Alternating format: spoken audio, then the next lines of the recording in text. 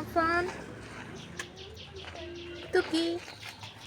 অনেক দিন পরে সবাই মিলে ঘুরে আসলাম খুলনা ক্যান্টনমেন্ট। আর ক্যান্টনমেন্টের চিড়িয়াখানায় এবং শিশু পার্কে গিয়ে কি দেখলাম এবং কোন কোন রাইডে উঠলাম তা জানার জন্য সম্পূর্ণ ভিডিওটা দেখতে হবে।